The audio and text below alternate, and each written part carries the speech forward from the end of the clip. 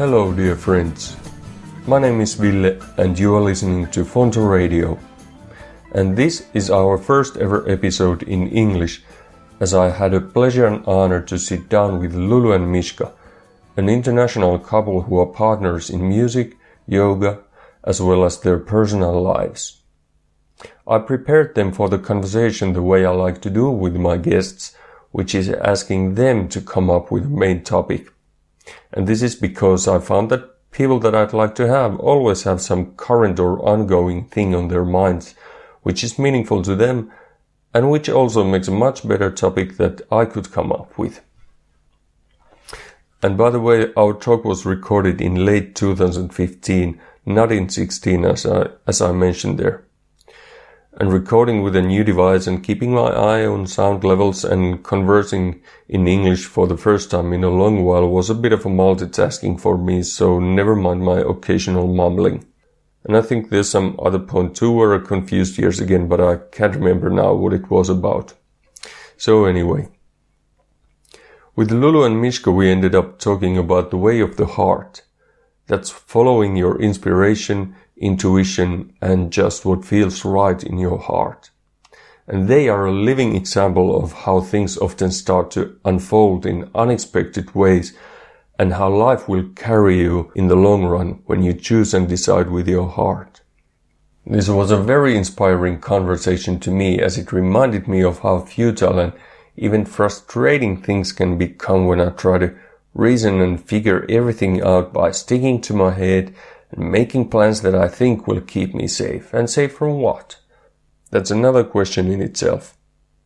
We also discussed how living the way they do also takes its own share of work, of course, and how unordinary it may seem to others, even though to them it's the most natural thing. And this naturalness emanates from them, and it emanates from their voices in this conversation too, so please enjoy. But first, instead of our usual jingle, I play a snippet of one of their songs, which is my all-time favorite, Stillness in Motion.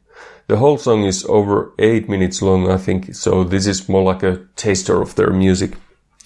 And please check out the episode info on our website for links to their music and to their tour dates. Thanks for listening to us, and till we meet again.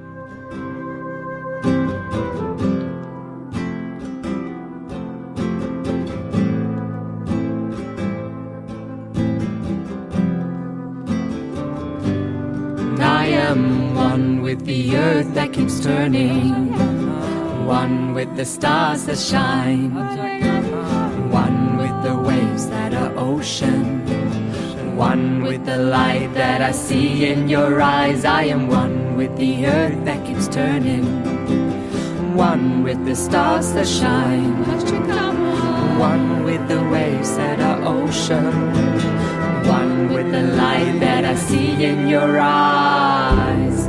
I am the waves, I am the ocean, I am stillness in motion, I am the waves, I am the ocean, I am stillness in motion.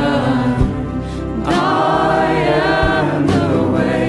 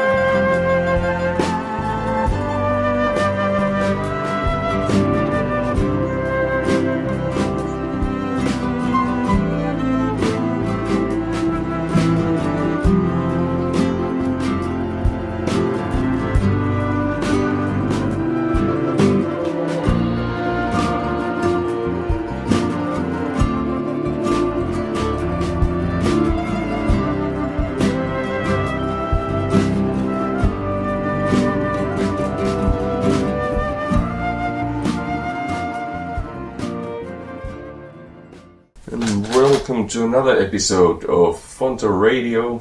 Today we are at Natural High Retreat 2016, which happens in Villa Vanhapassi in Karjalohja. And the guests that I have here are Lulu, welcome. Thank you. And Mischka. Hello. And let's introduce you guys to our listeners briefly. I've seen you play, I've seen you do your thing, and of course the first thing that, or the first word that comes to mind is that you are musicians. But there's a lot more than that. I mean, to me you seem like wandering or traveling troubadours who travel around the world and learn songs from here and there, and then you travel to places and perform those songs, so you kind of bring them to audience who doesn't go to the origins of that music. Spreading that, but spreading other things as well. We were in the workshop last night led by you, which was titled The Voice of Yoga. Yeah. What was that about? Just briefly. Yeah, the word yoga comes from India, from the ancient language of India, Sanskrit, and it means to unite. And it's not limited on the physical, what's more known these days, the physical form of movement, which is a part of it, but not everything. But we love to teach some basic tools and show a way in a couple of hours to bring people to a form of union with themselves and with the group through the voice. Just teaching some techniques as well as have some fun and sing together. Yeah, you did amazing job. Thank you. Well, what about music? Is that the main kind of guideline or motivation, or what even would be the word? But is it the main thing in your lives? I would say music in our life is a representation of our love for each other. Because we actually heard each other singing before we saw each other. Wow. And just having that expansion and oneness of like, wow, I need to meet this person. And also our music is what keeps us connected to something greater than ourselves. And music for us is, music is the language of the world.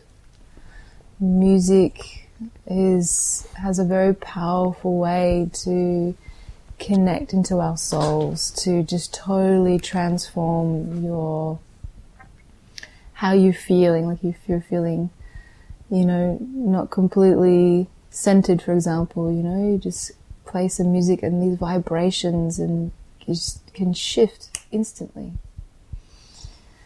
And yeah, we just love, this is just something that we love to share together, and it was a very organic journey for us. So we met at a rainbow gathering 5 years ago in the Blue Mountains in Sydney, near Sydney in Australia. And I'll just tell you a little. Should I tell them a little story? Yeah, please. I'll give you a little journey of that night. It was a full moon night, of course. And there was a beautiful indigenous cave a little bit away from the main camp. And there was a group of us that went there to sing some songs, to sing some bhajans, to do some chanting, some singing. And I thought it was just going to be me and a few friends. But in fact, this little cave that was shaped like, I can describe it as like a frog mouth. You have to duck down onto your knees and crawl in, and then you can stand up inside. So it's like really beautiful cave inside. And I started to share some songs, And Mischka started to share some songs, and also in this cave it was only lit by a very small candle. So you knew there was people there, but you didn't actually know who it was. And I just remember when Mischka shared, I was just ecstatic. I was so expanded, you know, and I was singing along with him, and I didn't know where these sounds were coming from within me. And I just knew there was something really amazing about this soul that I wanted to connect with. And so I did. We did the next day. We had a lovely meeting, and we just stayed in contact ever since. And so you didn't actually meet in that moment in the cave? No, we didn't meet in the cave. Our voices met. Just our voices met. With other people, obviously, but yeah, it was strong hearing of someone's, as Lulu described it yesterday in the workshop. Your voice is your soul's signature. No one else has your voice. It's very unique to you. And I believe sometimes we see a person and we're attracted, but we can also be attracted or find a connection through the voice, through the sound. Yeah. And then from there he moved to Sydney. I got him. He was traveling at that time. And we started sharing chanting circles every fortnight. It was every week. We did it every week. We did it every Wednesday in our home. We had a big lounge room there, and it just grew and grew. Started getting invited to share in yoga classes, and in festivals, in conscious gatherings, and retreats, and so on and so on. And so that has kind of been the main basis of us. But we also have other different modalities within us that we love to share as well. So Lulu,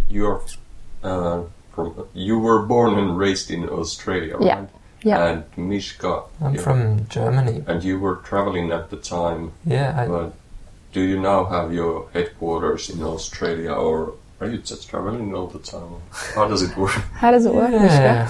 We wish we had headquarters somewhere, but we're searching. But we certainly spend most of our time in Australia. If we have to nail one place down, it's where we met, where we spend a lot of time, where we build something together and connected to a bigger circle of friends that are in and around the area of Sydney, but also in other places in Australia.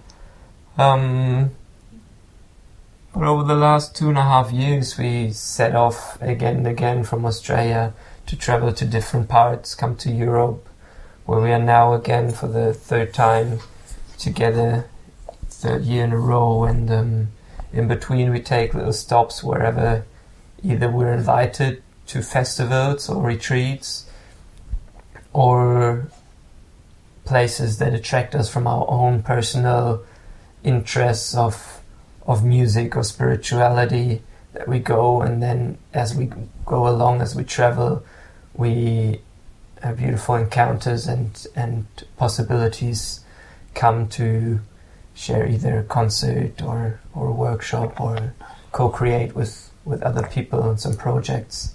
Well, what about within your different projects and different ways of sharing? What I know, you teach yoga of voice, you run these workshops, and then you are just awesome performers. Mischka plays guitar and Lulu plays harmonium, and you sing and you make us sing as well. It's a sing-along party. Is there anything else, like something, other ways of sharing? Yeah. I mean, before, music has been in both of our lives always, but at the same time we had other avenues. Lulu has been a yoga teacher, instructing the physical and mental, energetic part of this beautiful system of yoga.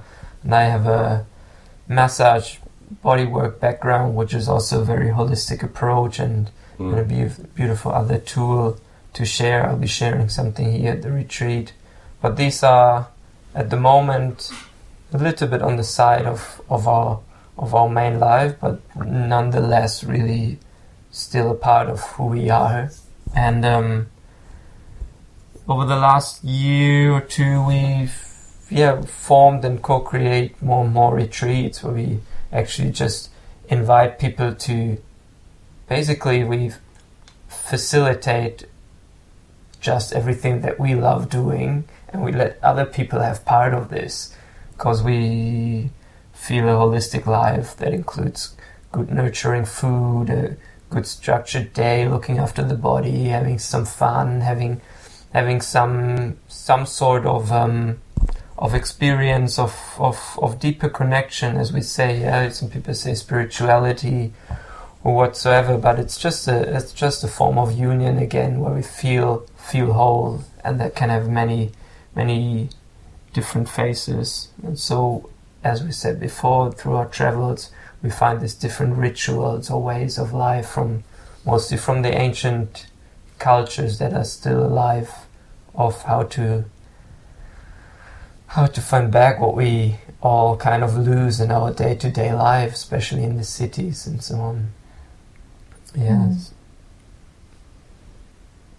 So would you say that that is one common thread that which you want to share and give to us through whatever you do? Yeah, absolutely. I would say the common thread there is remembrance. Is that in a day-to-day busy life, particularly in the city environment, it is more common that one can forget oneself, in a sense that they're chasing the clock, and so on, and can come into anxiety in these things with lots of stimulation from the city life and commercials and these things. And so I guess through this common thread is just to be able to soften down the nervous system, what we love, and to come into our hearts and to remember, what makes us smile, what makes us laugh, what makes us want to jump out of bed and explore, and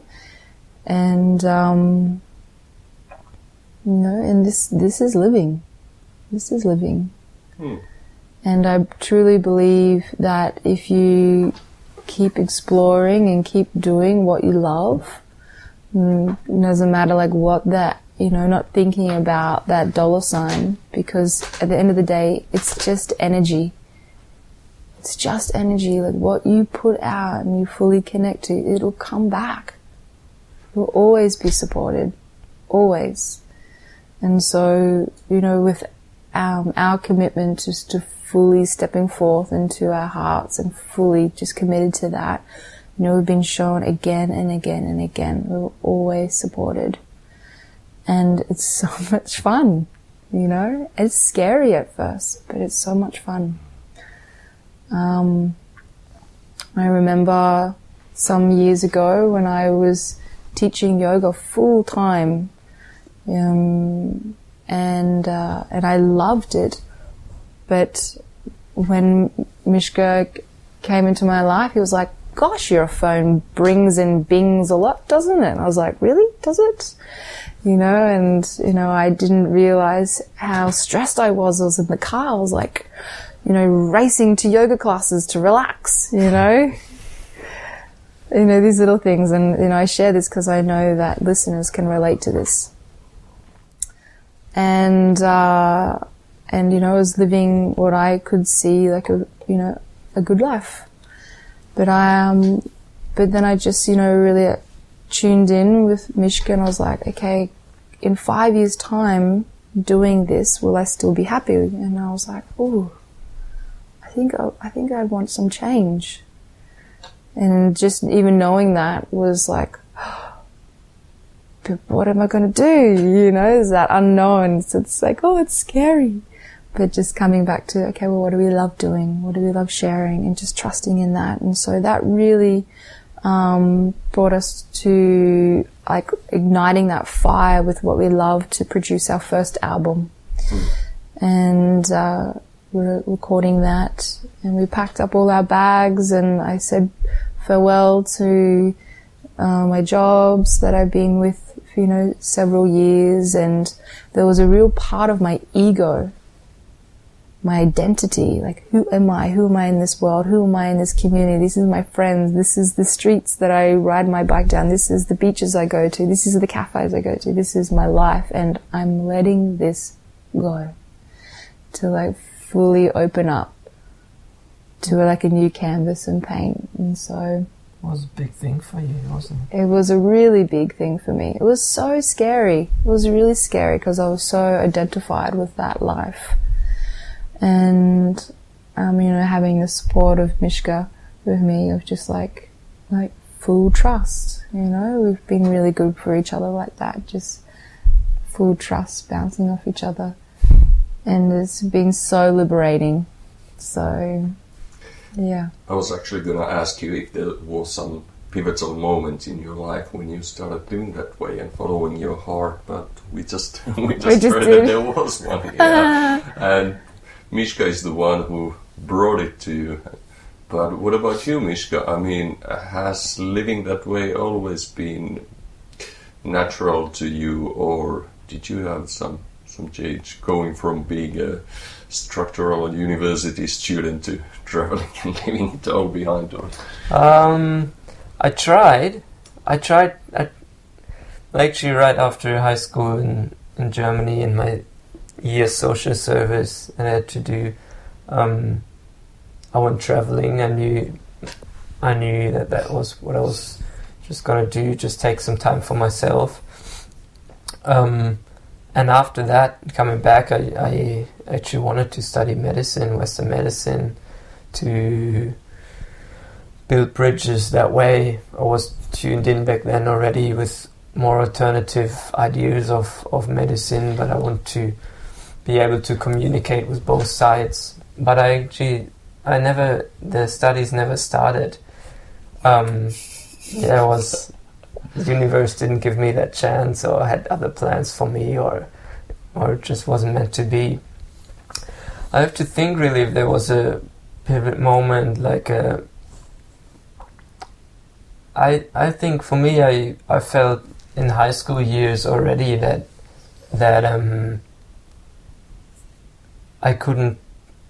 I often had a strong feeling where I felt I couldn't really understand it back then, what was happening, but I felt an inner charge that guided me in different ways than my close friends were going, and I was really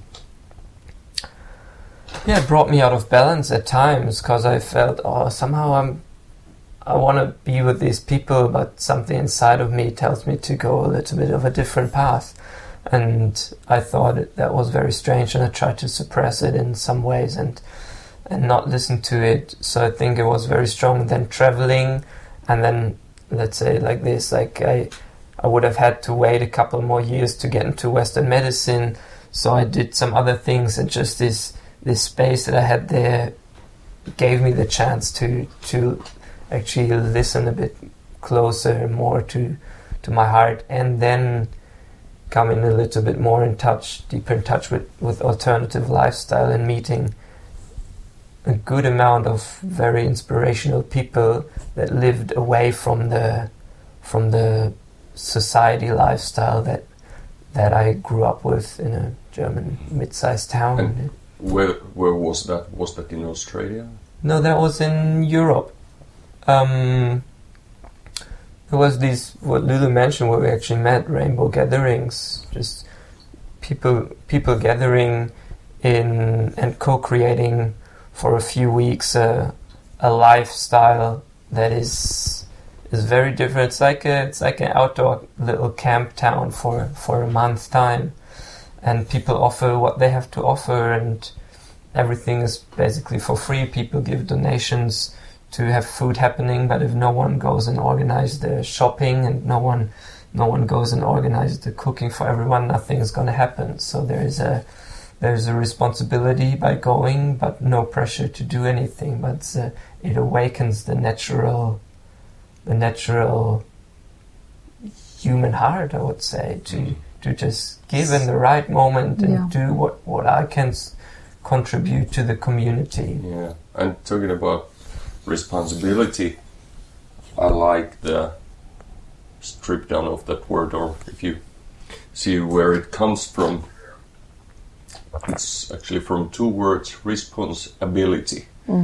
It's often misunderstood word, like it has a bad name because parents might use it with such a tone of voice that leaves a mark on us when they are, who is responsible for that? Well, it wasn't me, it was broken when I got here. But responsibility, then again, you're in a moment and you respond to what needs to be done to your best ability. Yeah. But how old were you back then when you started going the other way than your friends?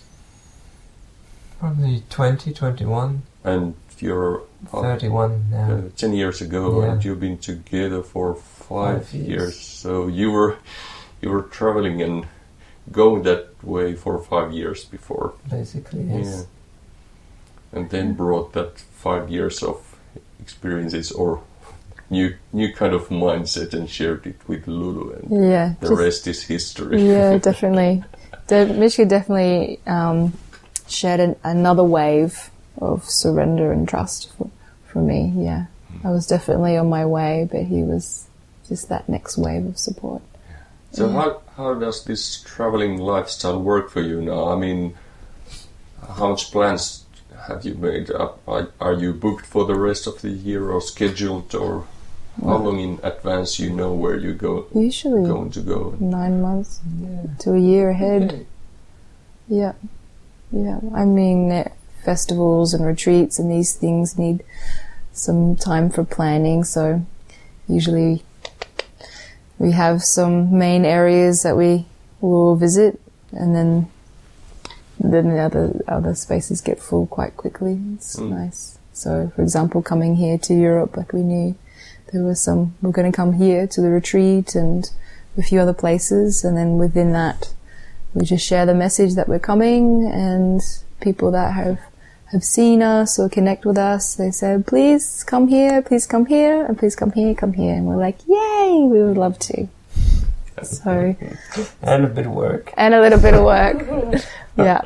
we're really been saying that. Yeah, we're also putting out some prayers for some support, some administration support, because there's quite some time in the office.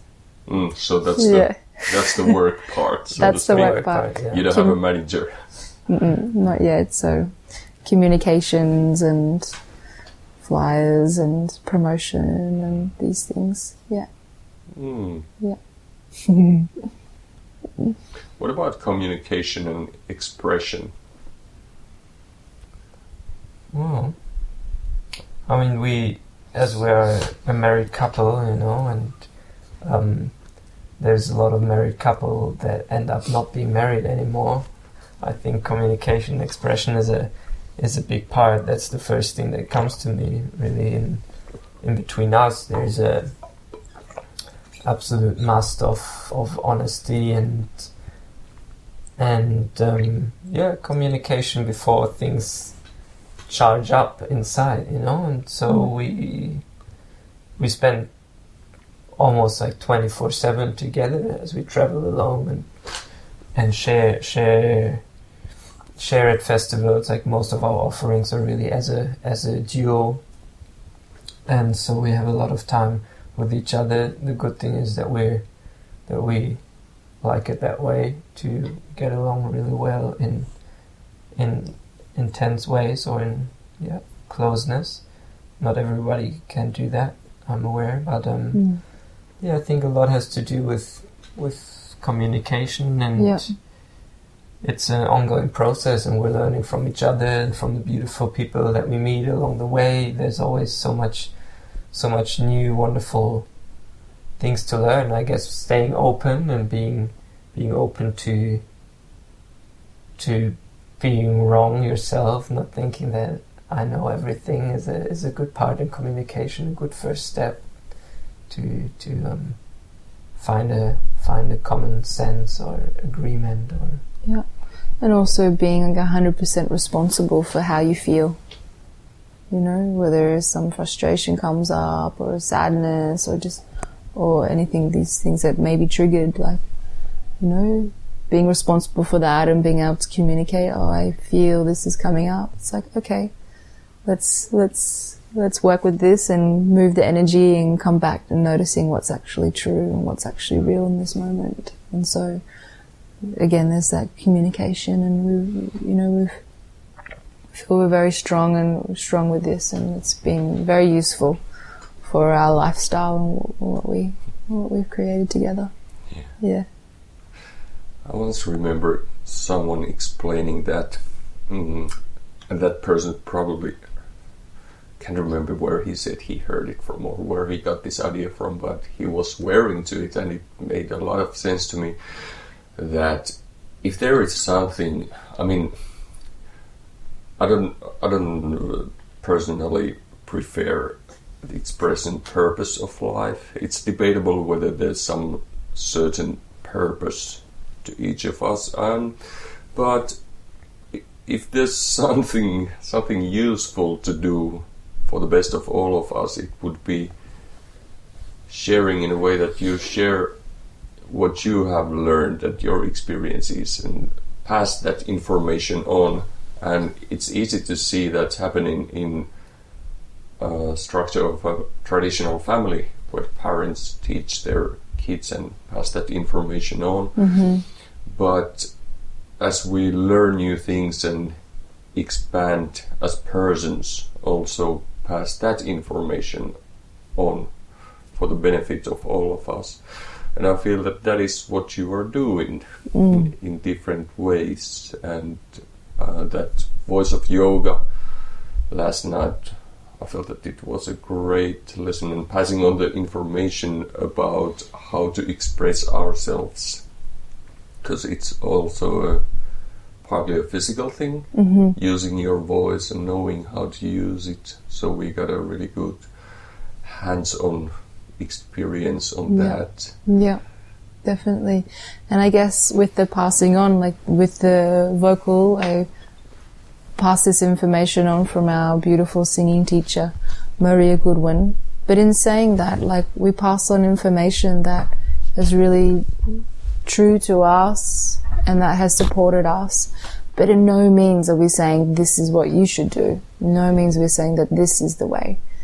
But definitely we invite people to be open to experiencing something new. And if it touches them, and if they feel expanded, and if they feel a sense of presence, then great. Take it. Please take it. So that's what I For me, coming back to the story, how I got onto this road that falls into here, because I feel just being in the present and observing a few people that have inspired me and showed me what is actually possible outside of the norm of life, how we most of us grow up and think this is the life of school, of learning, of career, family, and retiring and letting and saying goodbye to this world. Yeah, there's infinite options actually to create your life and be responsible again. Yeah, and for me, I see this as Lulu was saying, this works for us. We're happy. We get more and more feedback that other people actually resonate with that. So that is encouragement for us to keep going and giving this as inspiration, not only in the information that we share, but also the more on subtler level, what we create, what is experienced in in the events that we hold, if it's just a couple of hours or a weekend or a week long or whatever. And we feel more and more that also that makes subtle shifts in individual people's life, and this is what I have experienced. And so you're right, we just keep passing on what we've received in some forms, and we love always to acknowledge the traditional cultures, because this is also what they do. There's like in some ways it's a different life compared to the global world that we have now, and the ways that we can move around and we can communicate with each other over the internet and so on. But it's about learning from other people, and their job is to pass on, or our job is to pass on what we have experienced. And but with the freedom these days, because we have this opening of all the information from basically all around the globe, that we can be a little bit picky. This part actually I like it from there and I like it from there. I think this is the beauty of this time, as well as a little bit can be confusing for some people who are not certain what and established in their own self. It can be actually also a bit confusing to have all these influences. And also having a connection to a source of infinite information. I mean, this human intellectual information creates a chance for you to narrow down to what you want to receive, because you can basically choose what kind of news to filter down to your computer, to your screen, and to further support your beliefs and conditionings. So it's really there's two sides to it. You have a chance, you have an opportunity to find completely new viewpoints and learn from experiences of others, from people who think the other way. But how many do that? It seems that it's often preferable to create a safe bubble that's filled only with the information that you already agree with. What we're programmed with. Yeah. Yep.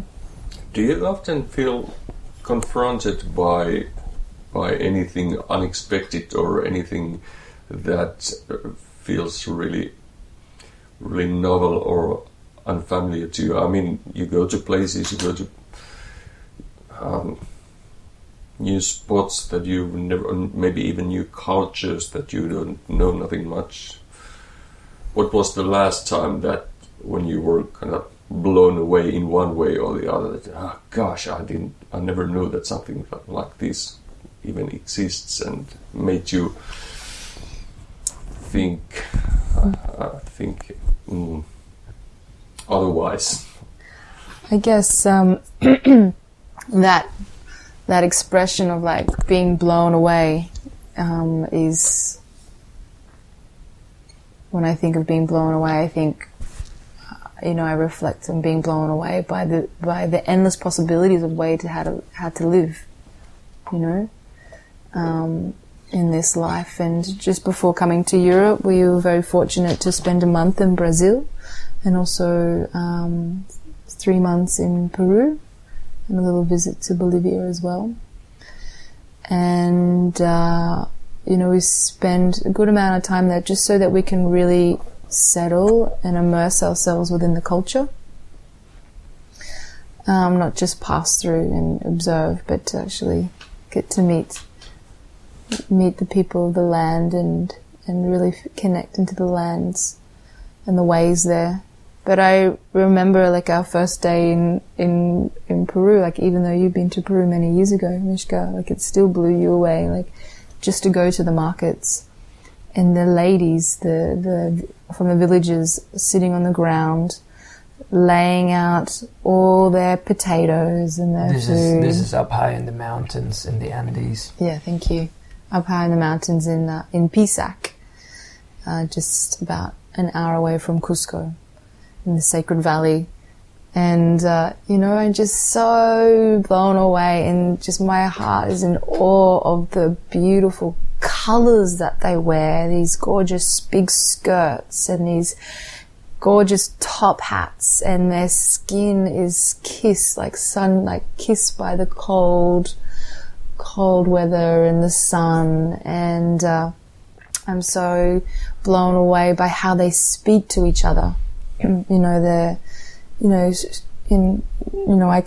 Mischka's fluent in Spanish, so he understands everything, but in a way it's like, hey, gorgeous mama, how are you? Yay, yes, these potatoes, yes, these will be gorgeous for you, yes, very sweet, so sweet. And this is something that really touched our hearts. The people of these lands, they live so high, the air there is very thin. And, and from us as Westerners, you would say that they would have quite a tough life. Their houses are cold. They live very high. They grow their potatoes up high. Their shoes are made out of recycled tires. Their toes are exposed. Like sandals, rather than shoes. They're like sandals, yeah. A lot of the children have to walk many hours down the mountain to go to school and then back up to go home. Every day. And, what we observed is that they are strong. Their willpower is strong. And, they've got a very humble nature and, an openness to communicate and to connect and say hello. So, this is for sure our last little adventure of being really blown away. Mm-hmm. I had another moment come into my mind when you were asking the question, and that was actually coming to the jungle in the Amazon. The other way of being blown away, even though I've seen it many times, but just the way even people, this is even the shaman of the village, who has a very connected way with nature and everything. He knows all the plants around. But then it's on the boat and you have rubbish and it just goes in the river. Yeah. Just as everything has gone before plastic has gone down the river, and it's okay. This is I've seen it in many countries that I've traveled where life has changed very quickly with the income of plastic, of the Western influence. Yeah. In a way different probably than in the West, and everything before the plastic was recyclable in short time compared to the amount these plastic bottles or bags will float down the river. Mm. And that kind of blows my mind in a way too, and it's like, how is this possible, and how is the impact that we have? And obviously we also think about us traveling, there's an impact on the world, but at the same time we feel the good that we can deliver is much more than the impact, and we believe that it's about putting little seeds and inspiration to people's heart to make a difference. And our next upcoming projects and retreats is the vision now to do the live that we, as I said before, invite people to join our live with healthy and beautiful and uplifting days, but as well giving back to the earth, having clean up projects or different things. Either it is direct hands on earth, or it is learning about the earth, permaculture, whatsoever, how to live with the land. Mm. Yeah. So what is the next thing that, if there is such, that you personally would like to learn or get immersed into in order to pass that on to others? Where do you see yourself going? Or is it just going with the flow and going where the universe takes you? That's a great question. Well, one thing is for us personally, as we reach a time where we feel, as you asked before about our headquarters, we'd love to manifest the place for us to come back to after travels, to recharge, to recharge our batteries and to be re-inspired to be able to maintain this lifestyle in some ways. And that is connected, as I said before, with the living with the land, and feel also very happy to share these things once we get it. So on our wish list is to go deeper, actually, just in permaculture, in gardening, living with the land, setting up places that are fully connected, and in a way it is here very beautiful. I mean, this farm is also still a little bit work in progress where we are right now, but we walked outside yesterday in the morning after waking up, we arrived late at night the day before, and walked down to the near lake and seen this field of solar power panels. This is one way of gathering the energy, but it's a beautiful way, and you see more and more. I don't know if I see myself as a teacher for these things, but just meeting the right, as we go along, we're meeting teachers and people who are really passionate about these certain areas. And so I feel like as we travel and we share, we're doing what we love, but we're also meeting the right people who we need to meet that align with these upcoming projects. So we get the masters in to do the teaching that needs to be taught. Who did you meet in Peru and Bolivia, and what was the third country? Brazil. Brazil. Yeah. Who did you meet there? So in Brazil, the main pool that brought us there was a beautiful teacher called Prem Baba. And he's a Brazilian man, obviously, but he also shares the wisdoms of yogic science. And so he had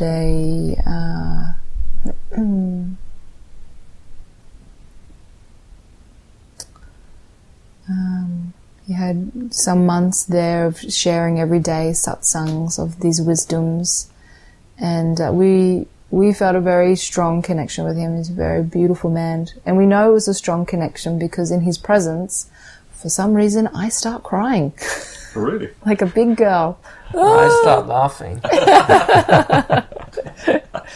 So there is a balance. There's a balance, totally. And then I looked around the room and there were some 100 people there, and I noticed, I wasn't the only one crying. So there is definitely this love, this incredible love that oozes from him that I was connected to.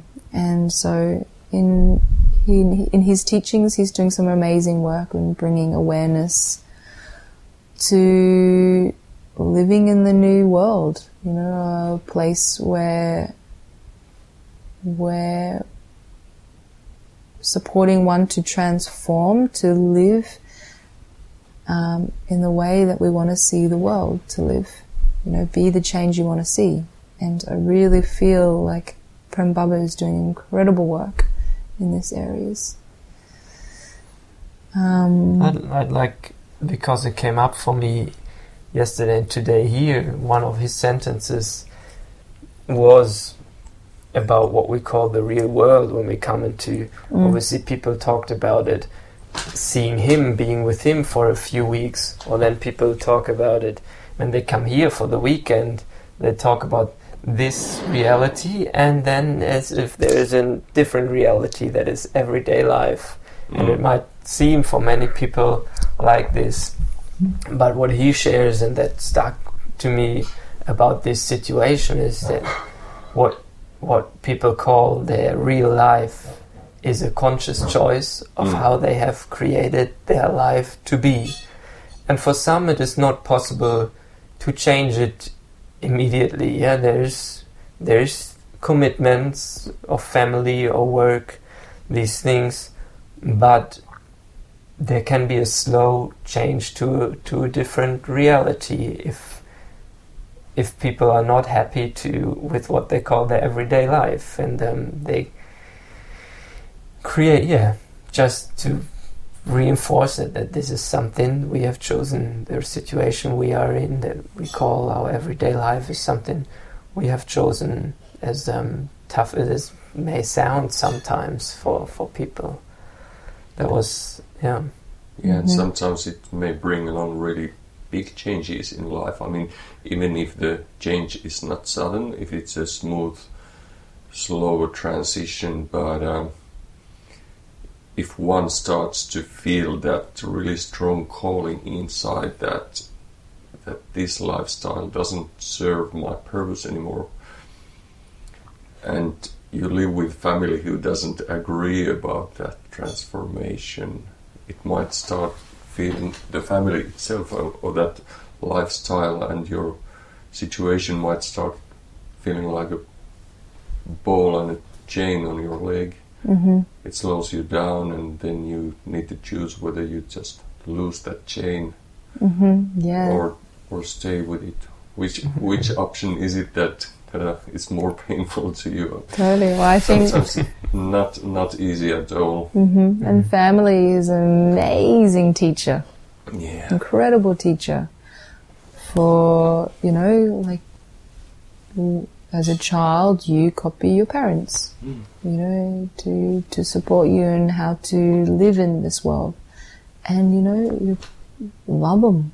Love your parents, because you know what? They're just doing the best that they can with the information that they've been given. Just as yourself, giving great thanks to yourself and for where you are right now, no matter where it is, because you're doing the best you can with the information you've been given. And with family, they can, I reflect on my family, and, I love them so much. Sometimes I hear them say, Lulu Mischka's friends, I don't know what they do, but they're always smiling. I don't know what they're smoking. We don't smoke. I don't know what they're smoking, but I want what they're having. They just, and they don't get it, but they respect it because they see how happy we are. And, and I truly believe you just do what you do. You keep chasing what you love, and if that brings you happiness, then one day, people, your family will ask, okay, what is all this about? I see this outcome. Can you tell me more about it?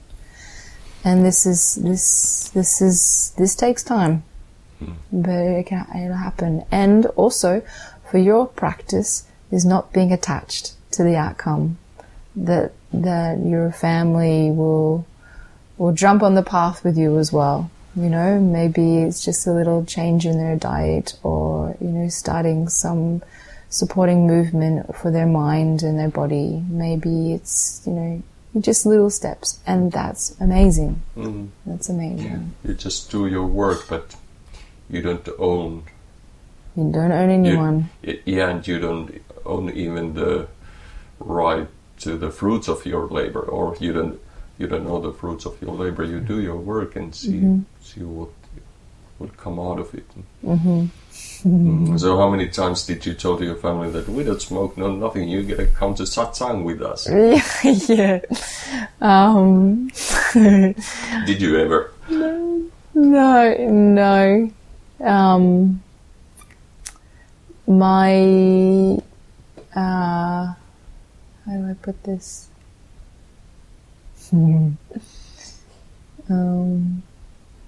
They slowly. My mum does yoga sometimes, and I've never said come with us, I've definitely said, you know, all these like holidays you go on, like what about exploring like something more simple, you know, like, you know, a more simple vacation, like connecting to the villages and exploring these ways, and instead of fancy hotels or something like this. But you know, talking about satsangs and crying once, I was crying last night in the opening circle during your song. It's so beautiful. Even if I listen to it at home, it really touches something.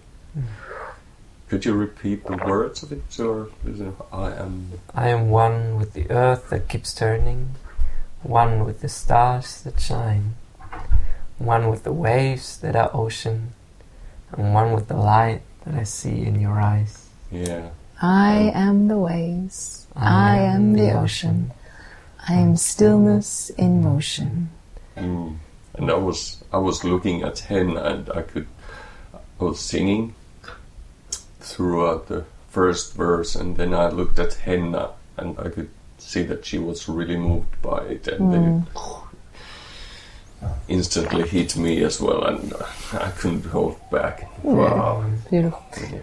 This project was inspired by a trip in sailing in the ocean for 1 week with great humpback whales. So that was in Australia. This right? was in Australia, and this song really came to life there when we were on the boat, and the moon was rising, and the sun was setting, and we were still out on the ocean. And it wasn't quite ready to go back to shore to anchor because we were being circled by whales. We were singing, and they love music. They love it. And, you know, when we were singing, we had one particular whale came out of the water very, very slowly, and it's called eye hopping, where it merges out and you can make eye connection with the whale. And it kind of comes out just with the top of his hair, with his snout or whatever you want to call it. So vertical, pushing himself out and then having a little look at you. And this also can easily move you to tears, this connection with these whales, with these beings, as they emanate an incredible love vibration that is one has to experience to fully comprehend what's happening. And there's the part of that is probably coming with it every time we sing it. This keeps vibrating out through us, and maybe you can say it's a message from the whales, or normally I never put it that way, but maybe it is. Maybe that's what's happening as we hear this particular song is touching people. So this is one example of a Lulu Mischka retreat. And delivering something, sharing something. It really touches my sensitive side, which is what I've been consciously getting in touch with after realizing a year and a half ago that this sensitivity, you may have heard the term highly sensitive person, so I just understood that there is this side in me that I have been burying, and kind of like I have grown up to a certain role, which is like a shell around me, but that song just goes through that shell, and Great. Beautiful. Great. Yeah, this is what I was feeling in my story when I was saying, I can relate to that I was going through that as a teenager, and it was almost like no one else was showing that side from my friends, from my other boys around me, and it's not something really taught in society to be how to work with. But it is certainly part of all of us, and the beautiful journey to explore. It's such a nice example of just the power of sound. True. Yeah. Hey, what about the other traveler stories? I mean, do things ever go wrong with you, or is things going wrong just a state of mind matter of how you perceive things? Yeah. Well, the latest thing you could say that got wrong is in Peru, my very new Mac Air laptop and iPhone got stolen. Oh no. But, you know, in saying this, I was like, okay, great, we've learnt from this lesson, you know, and it's like, you know, just learning around, like, backing up information and, So you know, little security things. No. Partly, we have. Oh, partly. But it's safe in But- Australia and not the latest information. Yeah. So just little things like this. So I guess you could say that went wrong, but, you know, it's not like losing an arm or a leg or something like this, you know. Having so. diarrhea for weeks. Right. In the middle of the jungle, nothing like that. Yeah, right. We've, maybe yeah, India. India gets us. Oh, India. That's where it happens. Yeah, that's where the intimacy with the bathroom comes up, you know. But if it hits the both of us at the same time, Oh dear. yeah. So It would be so much easier to take turns so you could, you know, support each other. that's right. Yeah. That's right. Yeah. Yeah, but looking at this, and this is the beauty with being in this community, let's say in this global community of conscious people. If we share these things with our friends whatsoever, there's always most of the time a very eye-opening feedback coming that lets us look at different things. Sometimes when we're in a sickness, it's hard to see that it actually has a purpose and it is a cleansing and it is getting rid of something that is more than just a bacteria. There's a in my experience, this strong body mind energy unity, and the body is only the gross level of it, and will represent what's actually working on mind energetic level. So a sickness is the result of some sort of transformation on the inside, and then there is support on the outside, and sometimes it does not come in the timing that we would like it to come, and it comes at a time where I'm supposed to be healthy because I have to be doing things and all this, and so it's good to get the feedback from each other, from Lulu or friends, you know, and also in that it's wonderful sharing stories with these conscious people, because there's a lot of incredible stories where people actually lose things, get aware of what is actually the deep underneath lesson of it, and then you turn around and it reappears in your life, these things that you thought is lost because you can't, and then 1 out of 1,000,000 chances you just asked the right person if he had seen something, whatever, and it's right. And that's more on the subtle level from our experience, where we tap into when we work with music and sound, and it's all a big process. We didn't get the laptop back, so we maybe, I don't know if we can fully say we fully transformed that story, but There's definitely some good lessons but from we it. certainly learned from it, and we haven't been in too much anger or hatred for a long time, blaming someone or something, but really taking responsibility for ourselves, for what we do and how we can do at least the practical part better next time. Yeah. So, how many times have you been to Finland now? This is The second time. Second. okay. And where are you heading next? Austria? We're flying to Vienna, to Austria. We're going to continue a bit of a European tour through Austria, Switzerland, partly France, and back into Germany. Okay.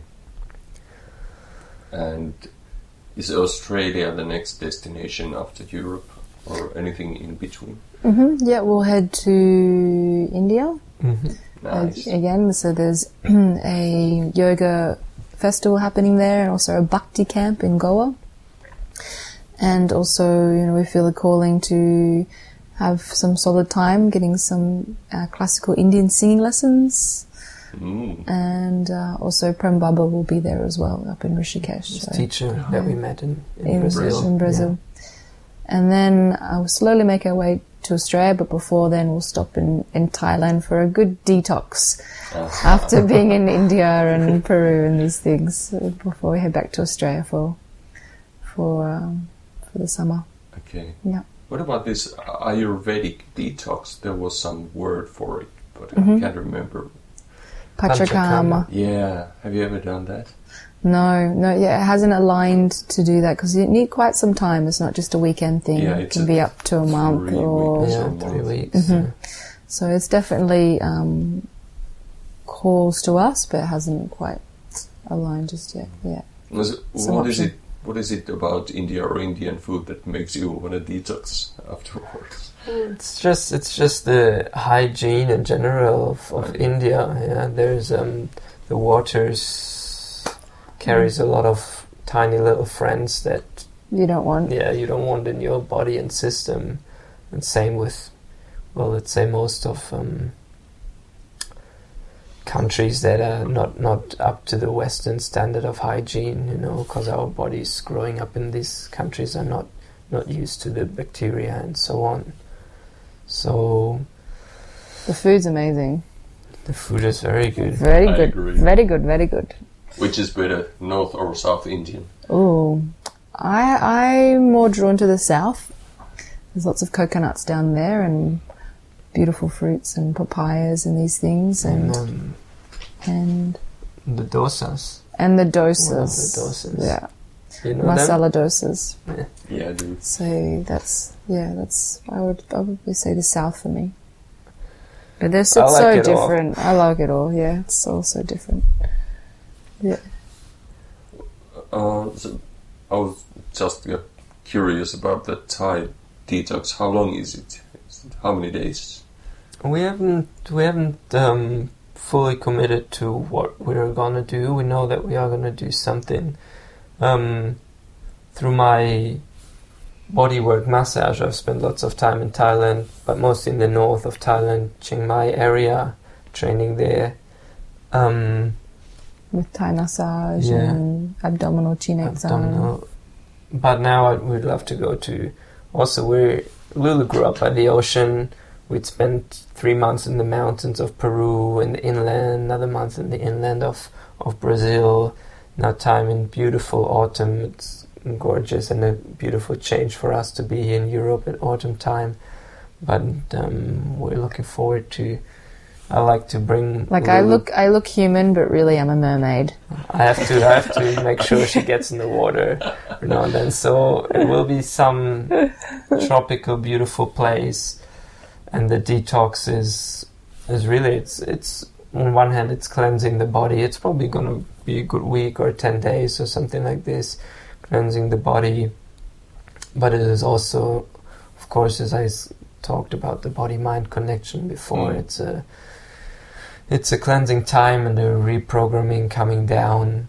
We did a sort of a detox in Peru and in the Amazon also, having some very simple diet and living in a simple life hut without electricity and so on. So we, from time to time, once a year or sometimes twice, we feel this really supports our well-being to do this detox for body as well as mind and energetic. Just helps you start a new chapter. Yeah, just like it's time for reflection and appreciation for what has happened and what's been done, and now it's like, okay, let's cleanse and for the next chapter. It's beautiful. Yeah. So talking about body-mind connection, do you ever use voice and singing consciously as a way of taking care of your body? the vehicle or the vessel? I mean, do you sing harmonies to make your pineal gland resonate or anything like that? Or to loosen up your muscles? Or is there anything like that you could do, or have you found your own ways? I mean, we've done some practices in India doing this, working with the chakras, which has been really beautiful. We did a 21-day challenge, I guess you could say. And it says it 21 days doing something continuously can, create a solid habit in your life. Or to really feel the benefits of this practice, it's useful to do it to 21 days. And we did a sound meditation, working with each chakra, some chanting the syllables up and down.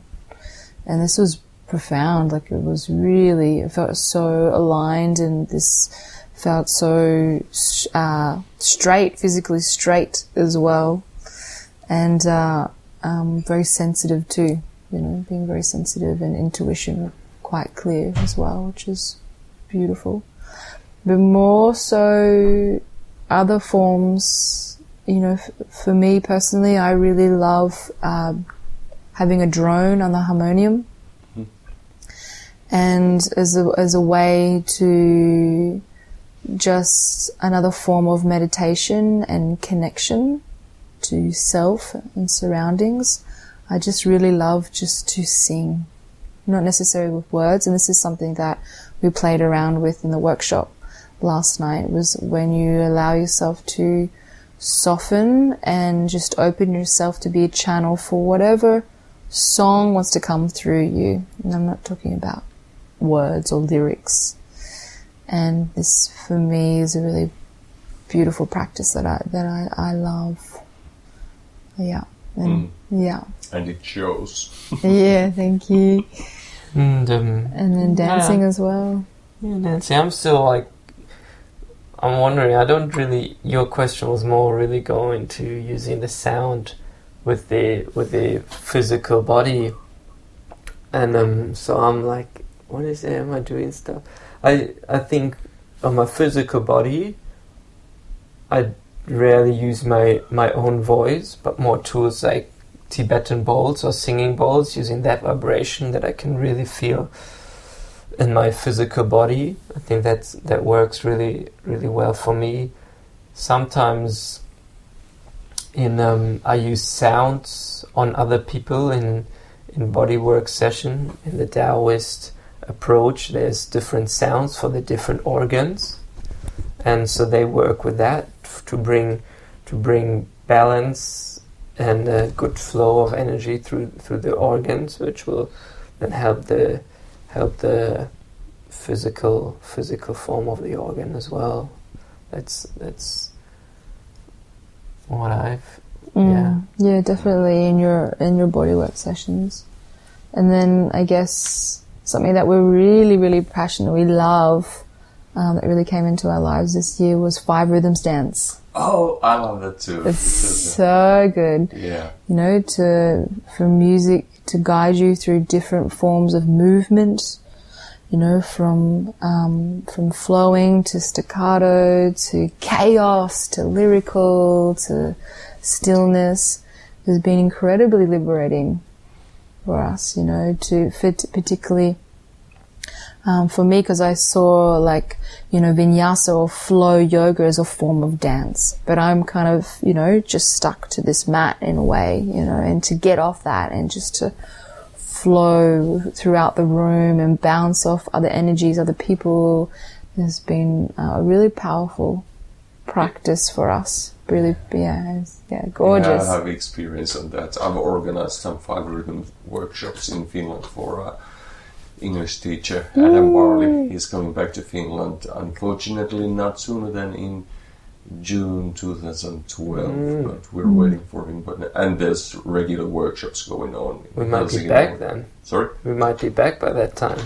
He will be most welcome. He's a great teacher. He's one of the first ones that learned it from Gabriel Roth, and many of those teachers have gone to other practices as well. But Adam is still teaching just 5 rhythms and traveling around the world, and running workshops here and there. So Amazing. if you check out his website, maybe you'll be in same city sometime. And Yeah. We'll write that So, down. talking about 5 rhythms, those are flowing, staccato, chaos, lyrical, stillness. Which rhythm do you feel that you are in now, or which rhythm is in your life now? Oh, that's a good question.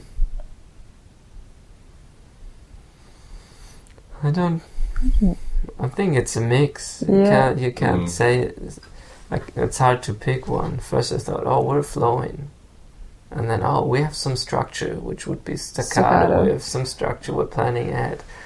And there's some chaos happening always. Because we're constantly stepping into the unknown, Yeah, there's the lightness of being. Or just going with the flow, lightness, and just bouncing off what happens. And every day, a little bit of stillness.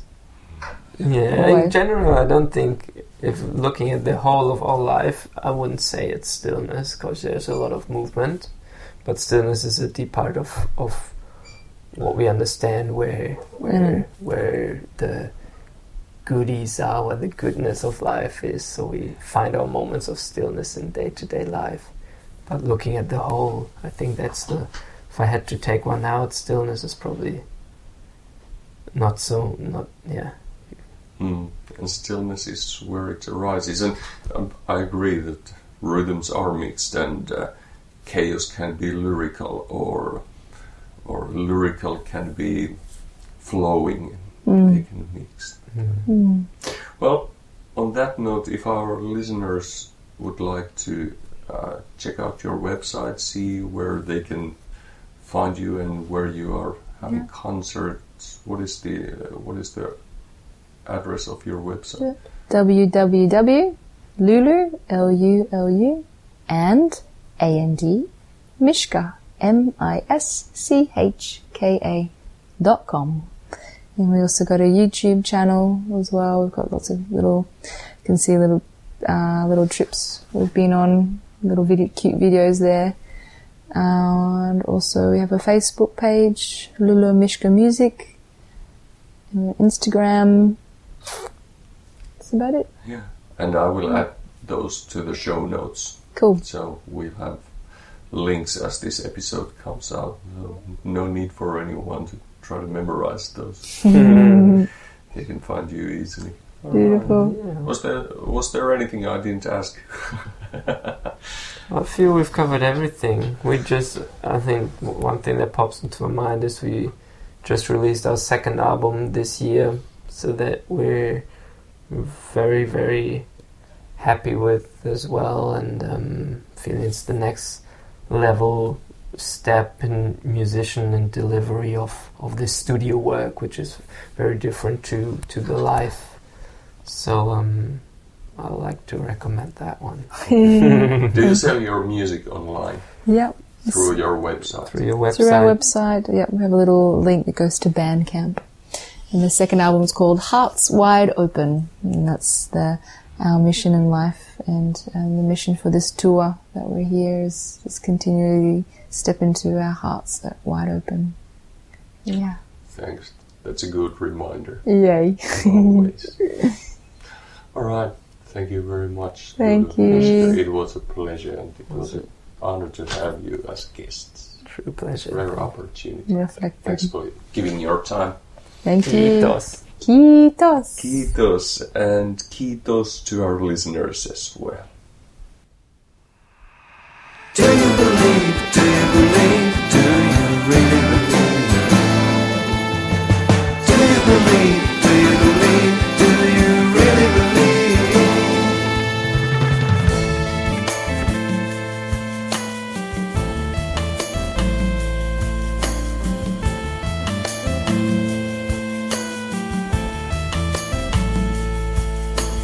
Holy, holy, holy, glowing in the air.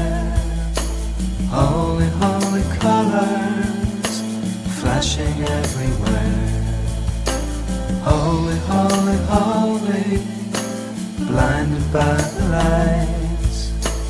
Holy, holy, holy, you're giving up the fight.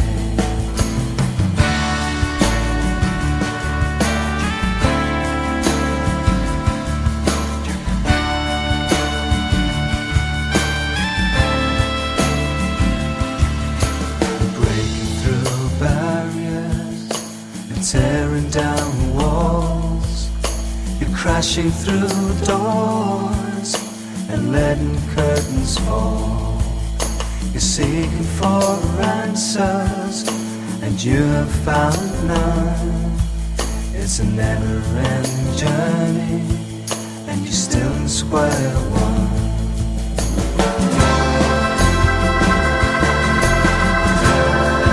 You're still in square one.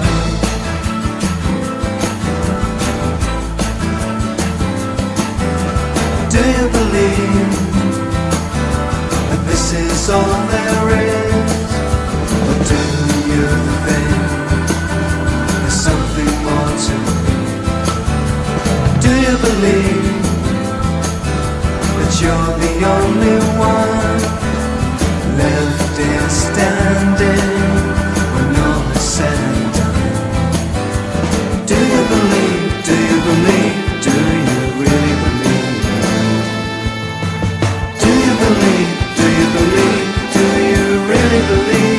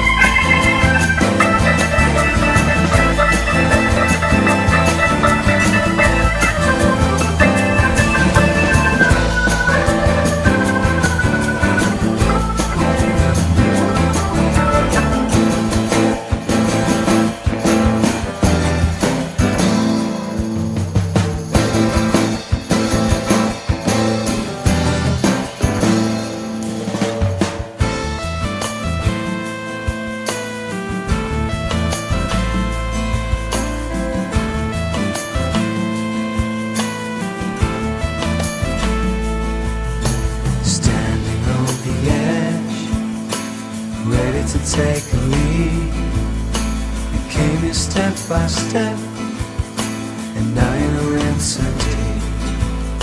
You think it's too late to stop and walk away. That's your own choice, there's no one else to blame.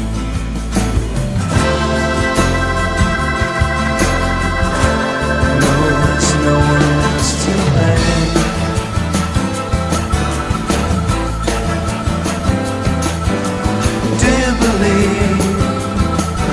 That this is all there is, but do